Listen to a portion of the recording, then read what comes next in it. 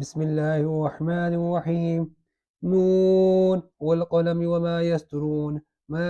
أنت بنعمة ربك بمجنون. وإن لك لأجرا غير ممنون. وإنك لعلى خلق عظيم. فستبصر ويبصرون بأيكم المفتون. إن ربك هو أعلم بمن ضل عن سبيله وهو أعلم بالمهتدين. فلا تطع المكذبين. ودوا لو تدهن فيدهنون. ولا تطع كل حلاف مهين هماز مشاء بنميم مناع للخير معتد أثيم عتل بعد ذلك زنيم أن كان ذا مال وبنين إذا تتلى عليه آياتنا قال أساطير الأولين سنسمه على الخرطوم إنا بلوناهم كما بلونا أصحاب الجنة إذ أقسموا ليسرمنها مصبحين ولا يستثنون فطاف عليها طائفة من ربك وهم نائمون فأصبحت كالصريم فتنادوا مصبحين أن اغدوا على حرثكم إن كنتم صارمين فانطلقوا وهم يتخافتون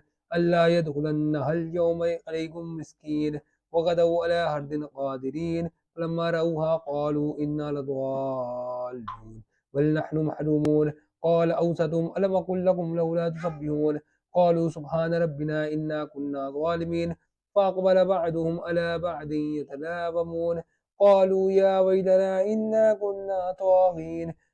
عسى ربنا أن يبدلنا خيرا منها إنا إلى ربنا راغبون كذلك العذاب والعذاب الآخرة أكبر لو كانوا يعلمون إن للمتقين عند ربهم جنات النعيم أفنجعل المسلمين كالمجرمين ما لكم كيف تحكمون أم لكم كتاب فيه تدرسون إن لكم فيه لما تخيرون أم لكم أيمان علينا بالغة إلى يوم القيامة إن لكم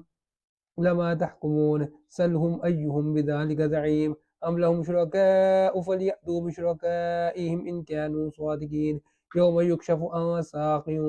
ويدعون إلى السجود فلا يستطيعون خاشية أبصارهم ترهقهم ذلة وقد كانوا يدعون إلى السجود هم سالمون فذرني ومن يكذب بهذا الحديث سنستدرجهم من حيث لا يعلمون وأملي لهم إن كيدي متين أم تسألهم أجرا فهم من مغرم مثقلون أم عندهم الغيب فهم يكتبون فاصبر لحكم ربك